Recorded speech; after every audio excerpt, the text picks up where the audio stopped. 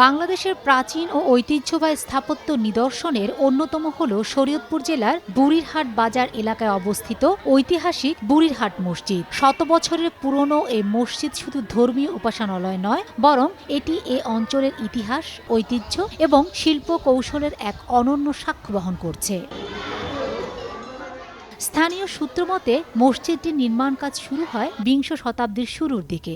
ধর্মপ্রাণ ব্যক্তি একাব্বর হোসেন হাওলাদার এই মসজিদের ভিত্তিপ্রস্তর স্থাপন করেন। শুরুতে তিনি একই স্থানে একটি ছোট খড়ের ঘরে নামাজ আদায় করতেন। পরবর্তীতে এলাকাবাসীর সহযোগিতায় স্থায়ী মসজিদ নির্মাণের উদ্যোগ নেওয়া হয়। ধারণা করা হয় ১৯০৩ থেকে ১৯০৭ সালের মধ্যে মূল কাঠামো নির্মাণ কাজ সম্পন্ন হয়। পরে তার ছেলে মমতাজ উদ্দিন হাওলাদার এটি সম্প্রসারণ ও উন্নয়ন করেন। ধাপে ধাপে সংস্কার ও সম্প্রসারণের মাধ্যমে ১৯৩৫ সালের মধ্যে মসজিদটি পূর্ণাঙ্গ স্থাপত্য রূপ লাভ করে। ১৯৭৮ সালে শহীদ প্রেসিডেন্ট জিয়াউর রহমান এই মসজিদে ২ রাকাত নফল নামাজ আদায় করেন।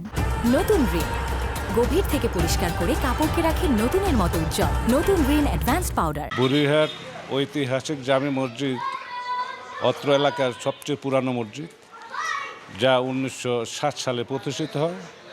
বিশেষ করে বঙ্গভঙ্গর পর এই এলাকার মানুষ এই এলাকায় মসজিদ না থাকার কারণে মুসলমানরা ঐক্যবদ্ধ হয়ে এই হিন্দু অধ্যুষিত এলাকায় একটি মসজিদ প্রতিষ্ঠা প্রয়োজন, যার তাগিদেই এই মসজিদটা নির্মাণ করেন ১৯৬০ সালে। ১৯৭৮ সালে শহীদ প্রেসিডেন্ট জিয়াউর রহমান একটি সফরে যাওয়ার সময় এই মসজিদটি দেখে তিনি গাড়িটি থামিয়ে বসে আমাদের স্থানীয় লোকজন এখানে তাকে আবেদন করেছিলেন গাড়িটি থামানোর জন্য, এবং এখানে এসে ২ রাকাত নফল নামাজ আদায় করেছিলেন।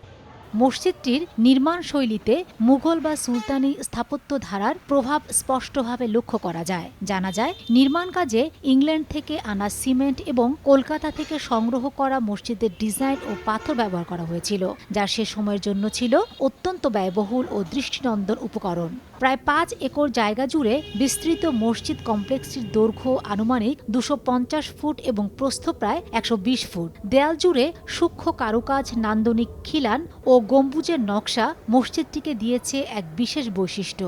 দক্ষ কারিগরদের নিপুণ হাতে নির্মিত ওই স্থাপনাটি আজও দর্শনার্থীদের মুগ্ধ করে। এই মসজিদের দীর্ঘদিনের মসজিদ, এই মসজিদে অনেক আগ্রহ করে অনেক জায়গা থেকে এখানে নামাজে আসেন, নামাজ পড়তে আসেন।